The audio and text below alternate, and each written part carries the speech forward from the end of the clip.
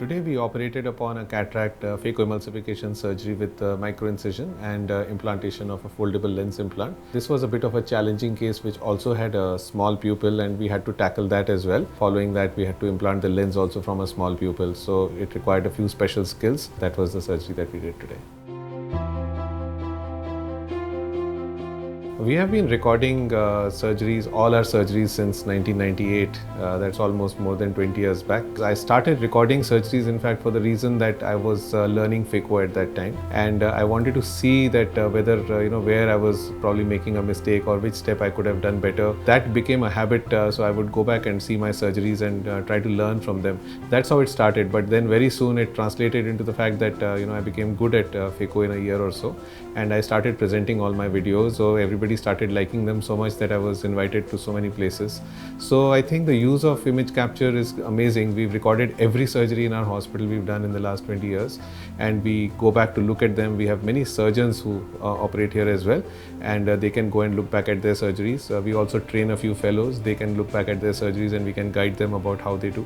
Plus we present all our surgeries. Moreover, I think medico-legally it's good to record surgeries at least and save them for some time, so that in case you have a complication or something and you have to go back and look at it, it might be useful.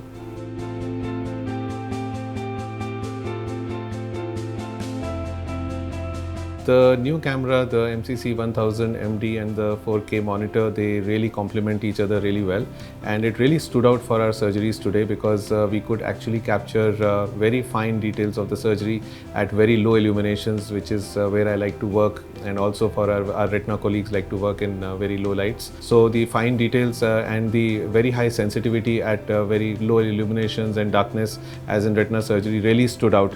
Moreover, I think the HDR feature of the camera really also helps in capturing very high quality images, because this is not available on many of the other systems that we have seen. Today's surgery, we experienced the amazing capabilities of the new camera, because we could get better images even at very low illumination that we like to work on nowadays. And the 4K monitor has actually translated how people in the OT can actually see things so much better. We have visiting observers, and we have trainees who are usually attending our OTs almost all the time.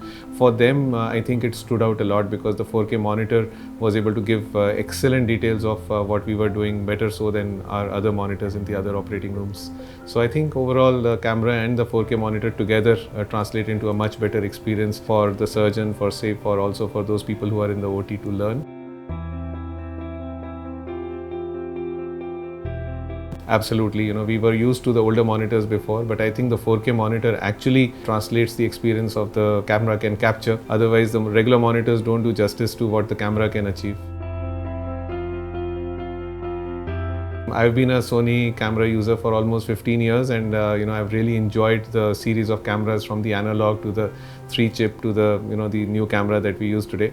I would strongly recommend. They've been trouble-free. I've hardly ever needed any maintenance. We've had excellent support, and my videos have been appreciated all over the world, where I present in the American Society meetings, in the European Society meetings, and people come and ask me that which camera do you use, and I'm happy to share that I'm using a Sony camera.